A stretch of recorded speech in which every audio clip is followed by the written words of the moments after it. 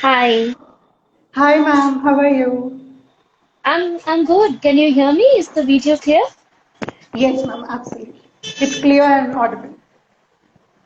All right, awesome. Amazing. So let's get started. Um, and my first very simple question, so that everyone get introduced to you. Tell us a bit about you and what are you passionate about? My name is Anannya Chatterjee. I am a Delhi-based Bharatanatyam dancer, and I am a senior disciple of Guru Jayalakshmi Eshwar. Apart from that, I am an aspiring academician and preparing for my PhD. I have done my post-graduation in women's gender studies and sociology, and right now doing yet another postgraduate diploma on human rights law. Apart from that, I'm trained as a sexuality and a menstrual educator, where I talk to adolescent people about sexuality, and I impart comprehensive sexuality education to them. So yeah, it's a little bits and pieces of a lot of things actually. Right. Yeah, there are a lot of things you were sharing. So I would love to know how was your journey so far? Where in what area? In dance? Like about your passion towards dance and how did it carry on, and then you can also talk about you did your education into sexuality and genders and working with adolescents. So yeah. Um, so my journey in dance have been a very turbulent one because um, so how did I start dancing? Well, I find that question quite amusing, because I started dancing ever since I started walking. Because dance is something that is very integral to me. It is oxygen. It is oxygen to me. So I would dance at anything, any beat. I didn't care where, I didn't care who is watching me, I didn't care what is the beat or the rhythm.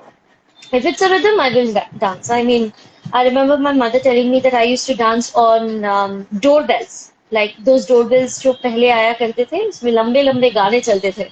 So I used to dance on them. And then when I was, I don't remember how old was I. When I was 11 or 12 years old, I started choreographing my own performances. So at that time, I was in Bengal. And while I did not have any formal training per se, but then since I just absolutely loved moving, and we didn't even have YouTube back then. So all I did was whatever movements came to me, I just did them.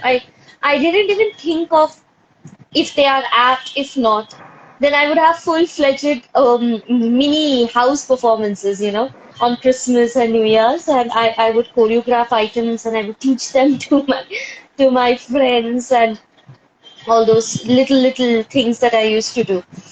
Uh, then a major shift in my life happened when I moved to Haryana.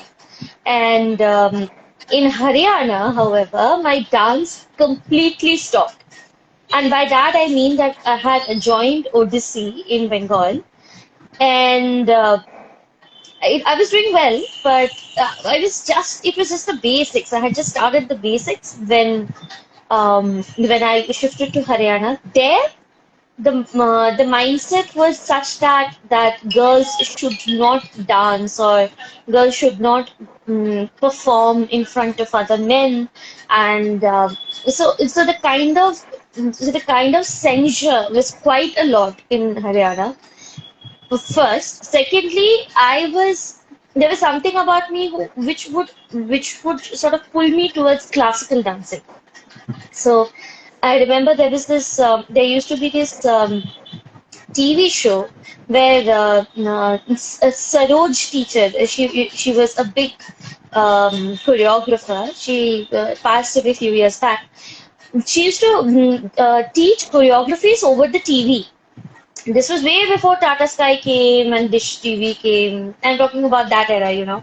So there used to be this channel, and what happened was that I used to watch them and learn the choreography and just dance on my own. So every day after school, because I did not have anybody to train me in Haryana, right? So I only had the TV.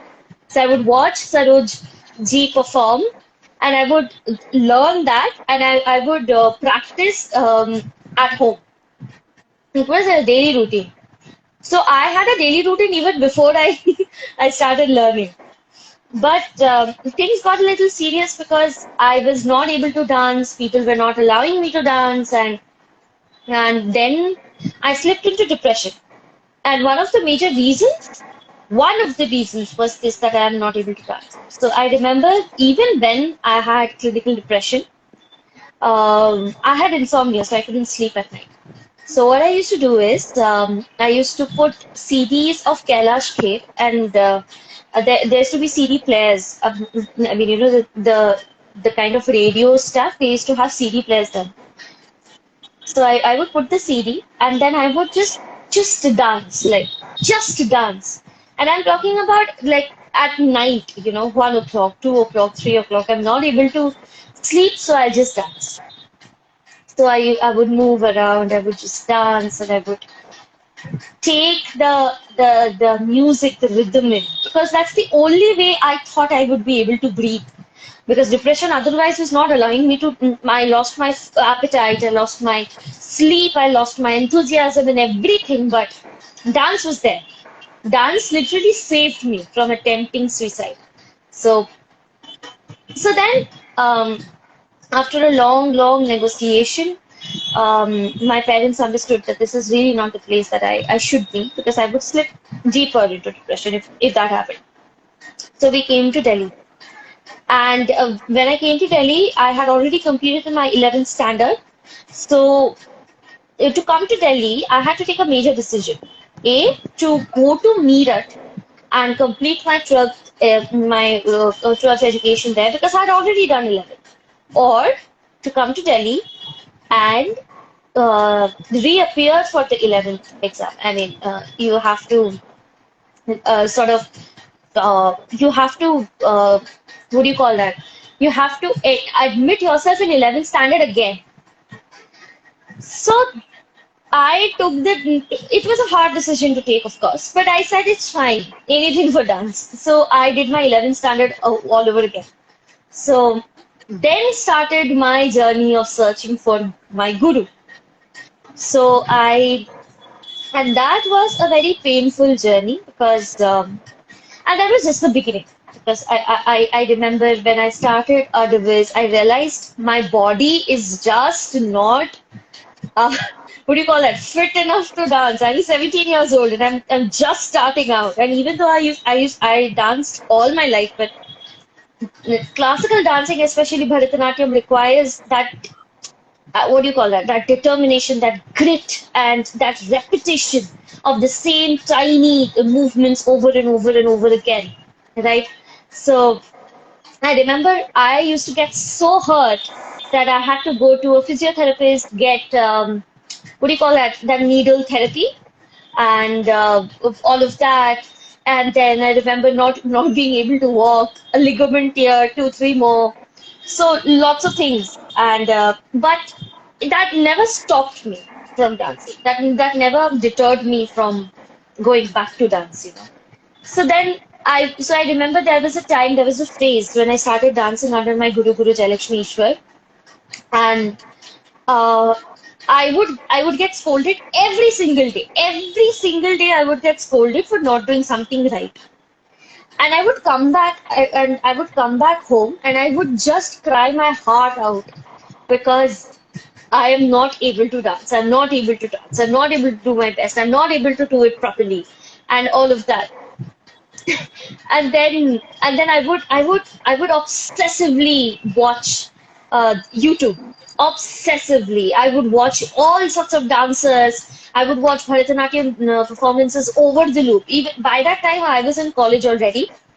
So मेरे exams होते थे, और अगर मेरा मन नहीं लग रहा है, so YouTube खोल के आप देखो. So if you I don't know if you ever see my history, it would be full of Bharatanatyam performances, full, like to an extent that now I have memorized certain items. Like some people would ask me, "How do you know this item? Like this is not totally." I'm like, I know, I have seen it so many times that I have memorized it.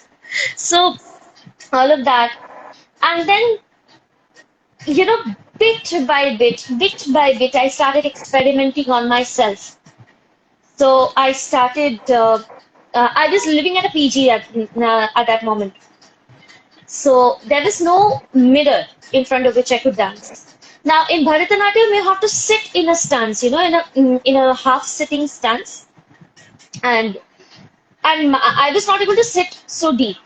So in order to see if my stance is correct, I remember I would वो पत्तियां नहीं होती street lights, and I would tie a curtain like a sari or कुछ भी a chaddar. I would tie that and a street light के against मैं खड़ी हो जाती थी so that I could see my shadow on that particular चादर.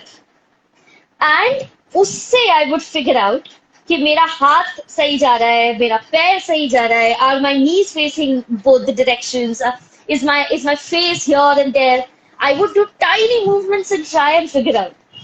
Then then I started looking for how to develop more strength, more stamina. I would watch. I would do a lot of research, and all of them together. Then I remember. Then I remember. Doing. I learned Surya Namaskar on my own because I heard that it would give you a lot of stamina. So I learned it on my own, and I bought number of CDs and number of DVDs where there is. So that I would sit in front of a mirror, whatever chota mirror hota tha, I would sit in front of the mirror and I would sort of practice my abhinaya, that is expression items, like over and over and over and over again. And then since I did not have much space, so what I used to do is I would put my phone down with my video, and I would just do the legs because I didn't have space to for my arms. So then what I used to do is I would just do the legs. I would look at the video, and I had a notebook where I would note down all my, all the things where I'm going wrong. Now, honestly, I'm not bragging. I'm just trying to tell you a little about my journey because the journey was difficult. It was not like over time you become a good dancer. Like you join a guru and then everything happens. No, you really need to put in the blood, sweat, and tears, which was pretty literal in my case. So all of that, no space, nagging neighbors, all the people dissuading me from dancing. I even got low marks in my graduation because they thought that I am verbatim what my HOD told me, a waste of a seat in science because I danced. So, and that was weird because I got, because I loved science a lot. So, but then everybody was like, "तुम तो नाचती ही हो, तुम्हारा क्या ही होगा? What kind of a career will you have?"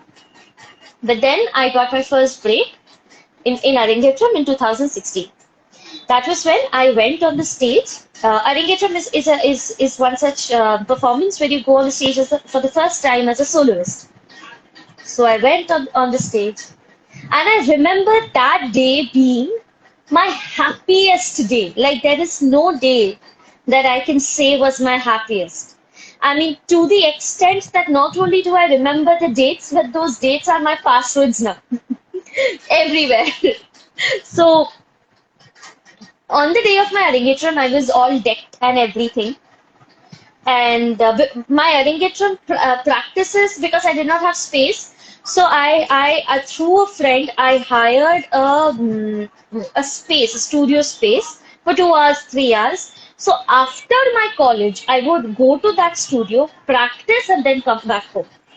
So that happened on a regular basis. Like ऐसा नहीं है कि घर आके, और ऐसा नहीं है कि घर आके मैं बस हो गया, घर आके भी वापस से, right? So I mean, and I used to write down, I used to make notes, ये ठीक करना है, ये ठीक करना है, ये ठीक करना है.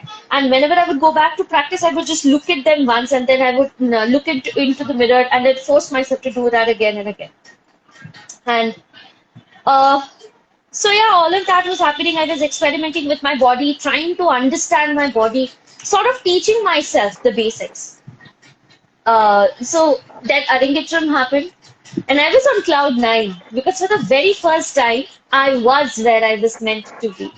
Like, कभी कभी when that feeling जब तुम्हें fresh हवा का झोंका आता है तो तुम्हें लगता है सांस में सांस आई. That is exactly what I felt when I was on that stage dancing. कि मुझे अब finally सांस में सांस आई. So that happened, and now I'm here. And I'm a professional Bharatanatyam dancer. I have given more than 5, 6 solos now. So have also performed internationally, of course, with my guru. So I have done all of that. And it seems strange, but it has been 11 years now. I was 26 when, sorry, I was 16 when I started and I'm 27. So it seems unreal, to be honest. That is so, so inspiring. And I think there are a lot of things that I really want to know from you. And I think even audience want to know. So audience, if you have any questions, do make sure to use the question answer wala, feature and ask all your questions. We will be addressing them. And yeah, like you was, concluding with saying that you have spent 11 years into Bharatanatyam. So I wanted to know, like, what motivated you to, keep doing that and continuing it till now? Like the Bharatanatyam. I'm sorry, I didn't get your question. You were stuck in between. Can you repeat it once more? Yeah, yeah. So I was saying that you were saying that it's been 11 years, and I wanted to know like what motivated you to keep learning and continuing with Bharatanatyam. What motivated me? Okay. I did not ask for motivation.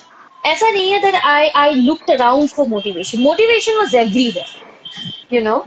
And my motivation was as simple as the costume that I had to wear for my dance class. Every Tuesday and Friday, 5:30, sorry, 4 o'clock to 6 was my dance class timings, and those days were my favorite days. And like, but what motivated me to keep going was I don't know. Like it just came as naturally as breathing. Like what motivates you to breathe? I don't know, right? It's important for your survival. It's pretty much the same. It's important for my survival, for my existence. I cannot exist without that. Just cannot. Plus, I had Right. such great examples around me. My guru being one. My Guru Jayalakshmi Eshwar, I think is my biggest inspiration in dance because I have seen her struggle. I have seen how much she loves the art form and how much she has gripped onto it and gives it everything, gives it life, gives it. I mean, she nurtures Bharatanatyam like her child, and I'm in awe of her. I'm in awe of the many things that she does. What the kind of ideas that pop up in her head. I just look at her in awe, complete awe and surprise. That I would never be able to think something like that. But then ideas come out of her head like this and this. Like imagine being steeped in dance. Imagine being completely soaked in dance. And that is what inspires me the most. Like my guru giving so much in the class, and I am not there to take it. I think that would be a severe injustice. So that's why dance classes was something I would not miss, never ever miss, even though I had exams. I don't care. The only thing I would miss my dance class is when they clash with my exams. Otherwise, there is no other reason that I would miss it. So yeah. Right, absolutely. Thank you so much for sharing that. I want to move to the next question where you were speaking about you are an independent researcher and we want to know what do you think, is the importance of educating young boys about gender, sexuality, and the violence? Uh, So, so I think it's very important for everybody to understand gender and sexuality and violence. Like these are very important topics. I think you're stuck. Yeah, I think you're stuck. Yeah, I think Yeah, there's some problem with my Wi-Fi. I will fix it. Yeah, sorry. sure, sure. So, I remember first questioning gender and sexuality when I was in 12th standard, you know. It's a very basic question about asking why do I think the way I do? What makes me think that as a woman, as a girl, I'm supposed to do certain things and not supposed to do certain things? Like, who tells us these? Like, even today, I had a session with adolescent boys, and I kept asking them, "कि कौन बताता है आपको? कौन? Is there somebody out there? Is there क्या आकाश से कोई टूट के बाहर आया है कि that he would just like raise his voice and say that oh, from now on this will happen and that will happen? That never happens. It is still there because of people like you and me. So that pushed me towards me reading about feminism, reading about gender, and then by the time I finished my undergraduate, I am a very proud feminist. And for adolescents to understand gender, I believe is very important, is because it is that fine line where they are uh, um, exploring with their individuality and identity. And gender being one of those very basic social identity on the basis of which every other identity is fixed onto you. So when they are questioning all of those identities and when they are sort of coming to terms with the kind of person they are, it is extremely important to understand where they stand in relation with other genders in society, as well as their space in society, right? So, from acknowledging violence to not perpetrating them, or if you are a survivor, to understand what happened to you, I think comprehensive sexuality education has an overall responsibility of sort of enabling adolescents to make informed decisions in their lives, because most of us really did not have any idea what's going on in our private life, and gender is as private as when you are beneath closed doors. Who you are, that is your real self, right? But the thought of gender is so socially ingrained in your head, which in academic terms we say social conditioning, that even behind closed doors, you're afraid to explore that part of you, which might just go, um, which might just go opposite of what society tells you.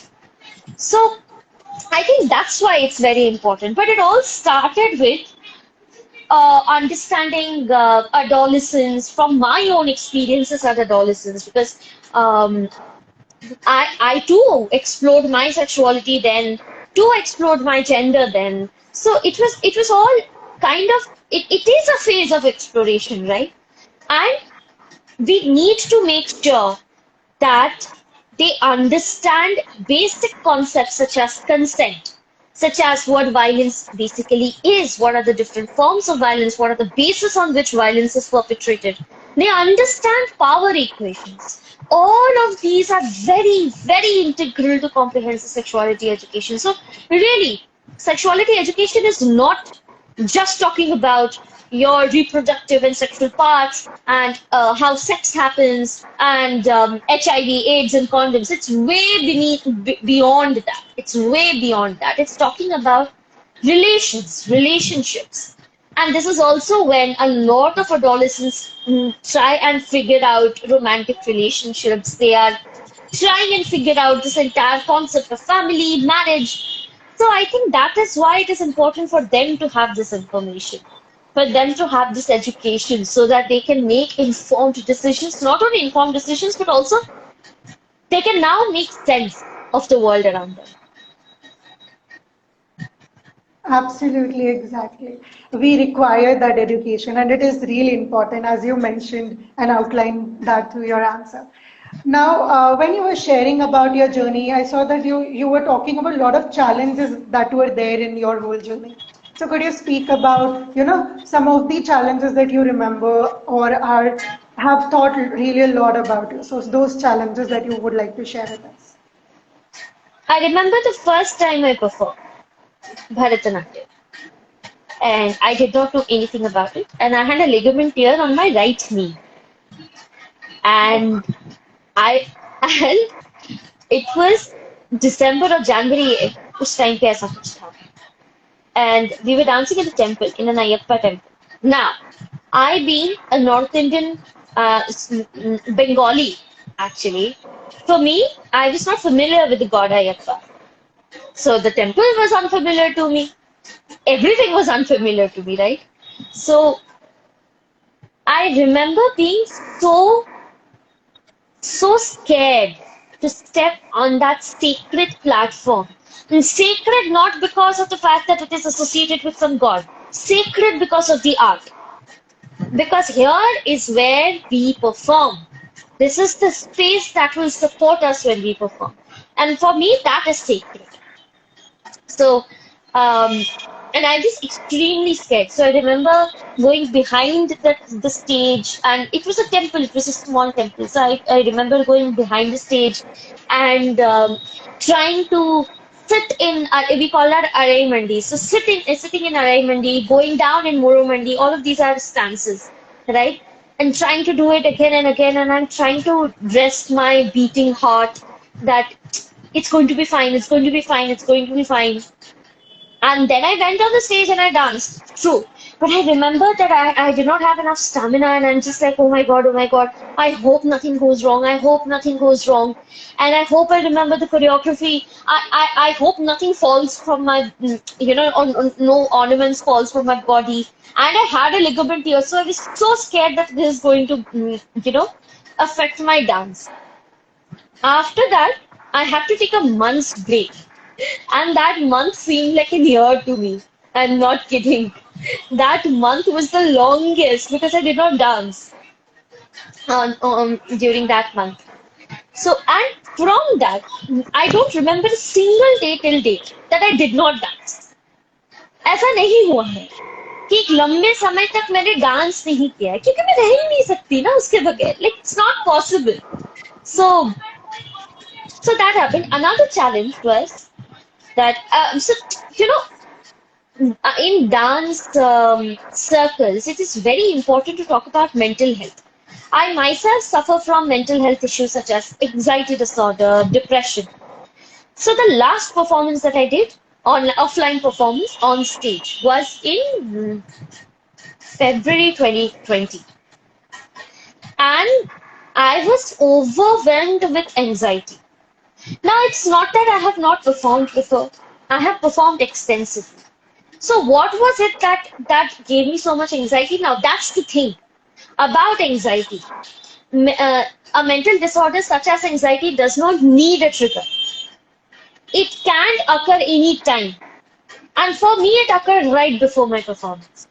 So I was standing there on the stage and my chest felt constricted, like somebody squeezing my heart, and my stomach felt like it was in a knot. And something inside my head was constantly telling me to run away from the stage. It was like, नहीं हो पाएगा तुमसे अनन्या, नहीं हो पाएगा तुमसे, तुम बस निकल जाओ. You will embarrass yourself in front of other people. And it took so much energy to not just fight that voice in my head, but to also perform and to not show that anxiety on my face. And it turned out well. It turned out a good performance. But I remember how tiring and exhausting it was. Not because of stamina, but because of mind playing tricks on me. So, yeah, I mean, these are also difficulties now that we face. So, yeah. Right. When I hear you, like your journey and your challenges, I can just feel that passion of dance that you have. So I want to ask my next question, which is this: why do you think it is important for everyone to have or find their passion? Uh, because that will drive you. That will be your driving force. Now, I don't mean driving you towards an aim or an ambition. There's this There's this thing about hustle culture. You have to be fast, you have to be all of that, you have to do everything properly in order to, like IIT JEE crack karna hi hai, NEET crack karna hai, ye karna hai, wo karna hai. Those are aims, those are goals, sure. But there is this essence of life that you live for. And your passion is exactly that. To find your passion is to find that essence, that drive of life in you, that is going to make life worthy of living. Now, am I saying that those people who do not find a passion and unka lives are not worth living? That is really not what I'm trying to say. Everybody has a passion. They just have to identify it. It's not like my passion is something that is very out there, you know. It's right out there. It's legitimately performative because I perform it. So वो दिखता है और मैं इसके बारे में बात भी बहुत करती हूँ. But does that mean that talking about a passion or working, I don't know what to say. Passion, you can be passionate in your own way. Is what, yeah, I think that's what I'm trying to say. You can be passionate about it in your own way. There would be are there not days when I am not I don't feel lazy to dance? There every single day. Every single day I have to tell myself, "Ki, ud ja, ud ja, ud ja." You need to dance. Get up. You need to practice. Practicing and doing that repetitive thing can be boring. We have to acknowledge it. But how you sort of go back to it again and again, that drive is your passion. It's pretty simple. Pretty simple. Passion Right. is that which makes you feel at home. ये मेरा घर है. Yeah, this is where I can be myself. So yeah. Exactly. Just I'll take a moment and check if there are any questions that have not been answered by me or are there on my question itself. Just a moment, okay? I'll just check Sure, that. sure, sure.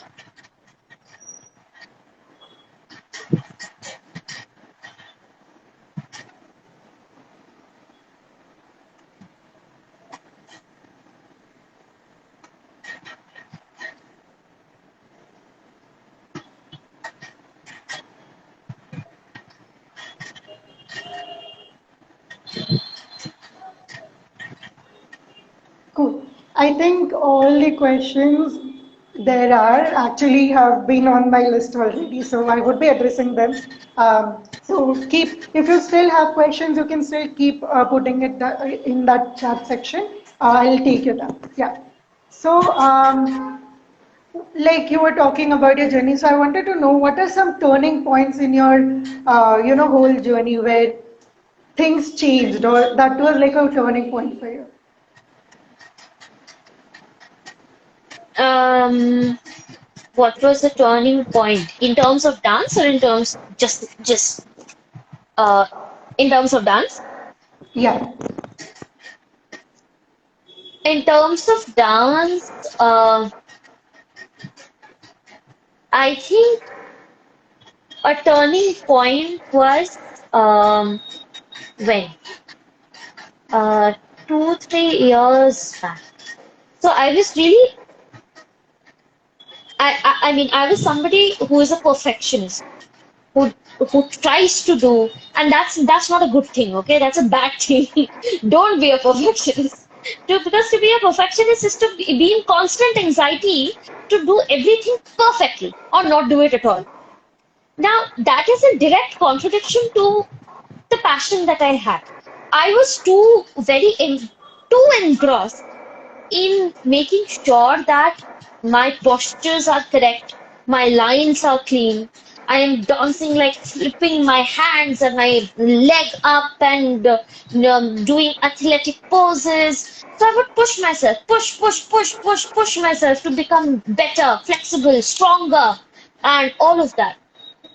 I think a turning point came then the pandemic happened. Yes, I hate to say this because I do. I mean, I saw out there that what a privileged person I am to be able to concentrate on my art because I have food, I have water, I have a shelter, I have a supportive family to look after me, and there are people literally out there, who are facing death. But I also need to acknowledge that this was the time when I really got in touch with what Bharatanatyam and art means to me. So at that moment, what happened was that hustle culture that I was talking about, where you have to do everything बहुत जल्दी जल्दी जल्दी जल्दी जल्दी. So even that permeated in dance. So everything was very fast. All the movements, the dance items, all of them were fast. All of them had to be fast so that they can grip the attention of the audience, and all of them has to be like magnanimous in nature, magnificent, all of that. But when I stood in the studio alone in front of myself in the mirror, I realized none of that matters. That speed doesn't matter. How many items, I mean, how many dance pieces I have learned doesn't matter. What matters is are you in touch with the item that you are performing? Are you in touch with the movements that you are performing? Are you feeling them? Do they talk to you? Are you talking to them? And I know these are all philosophical questions, but the body does respond. When you give it, when you stop, when you look at it, when you give it that care, when you sort of um, when you give it the attention it requires, it responds. So suddenly I started feeling it, and that's why you say classical arts are meditative in nature, because literally because every day we discover something new about that same movement, because the body is giving that feedback to you.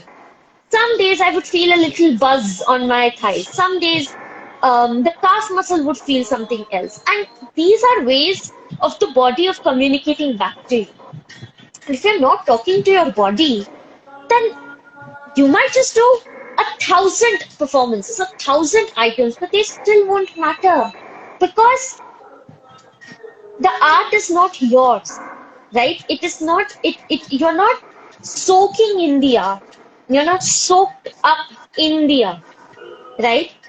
So, so yeah, I mean, that was a turning point for me. So then I started taking everything slowly, slowly, picking up my leg, all the pace, because suddenly fast seemed like my body is going out of control.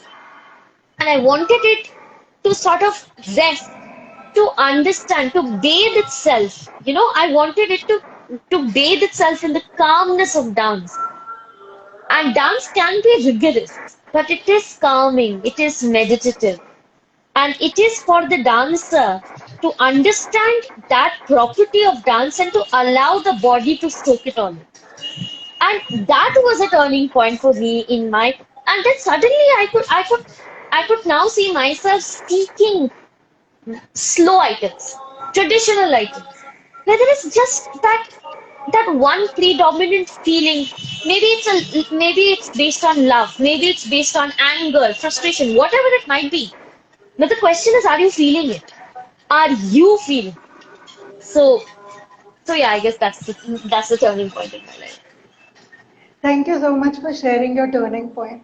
There are some people, who are working towards their dream, but they do not have that kind of support sometimes. So, what message would you like to give to them, those people who do not have any support?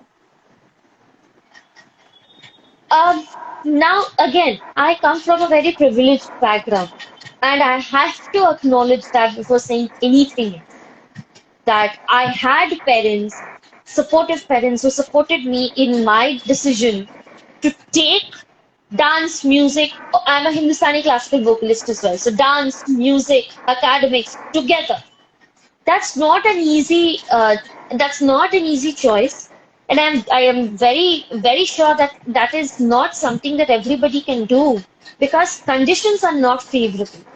However, if you have means, then I would say keep at it.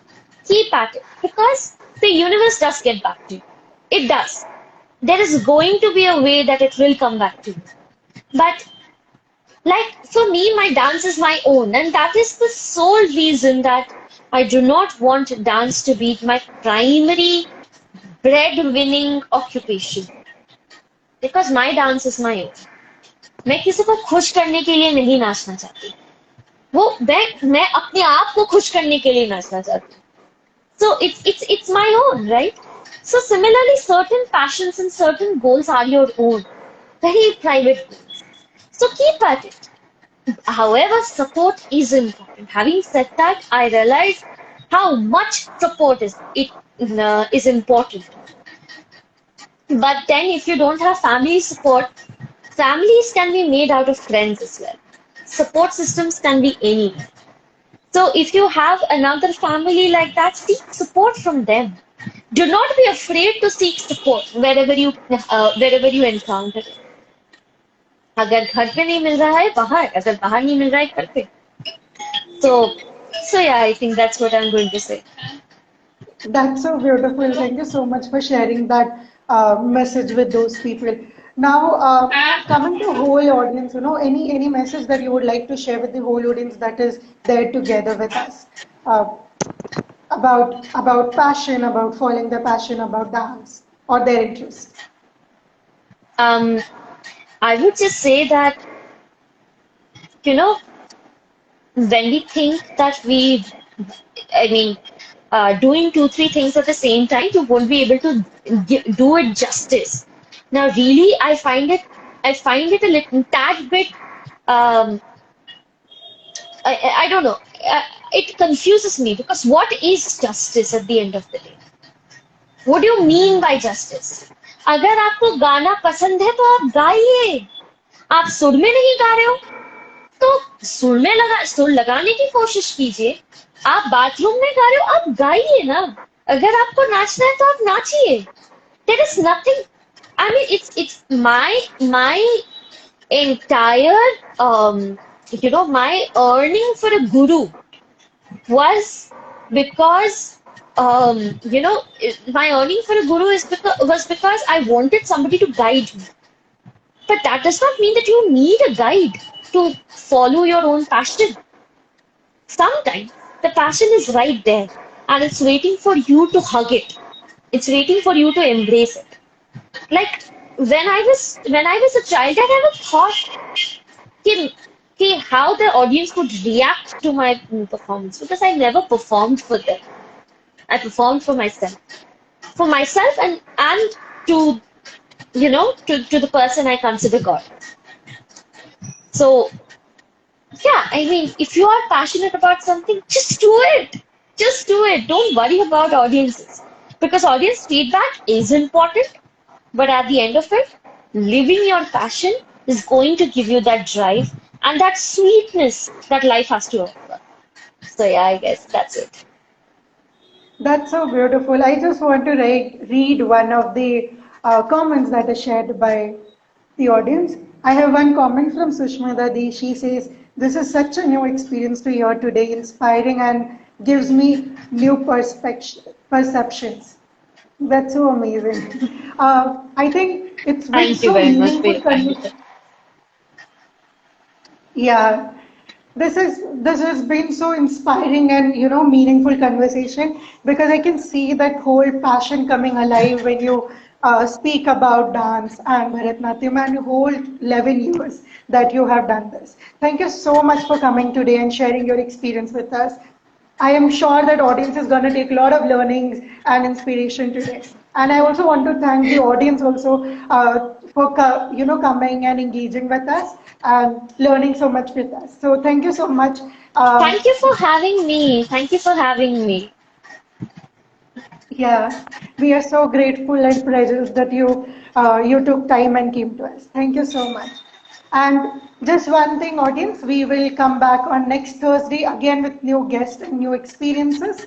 So do join us. And if you're liking our content, do check out the link in our bio and keep following us. Thank you so much, Anannya ma'am, again for joining us in. Thank you for having me. Bye.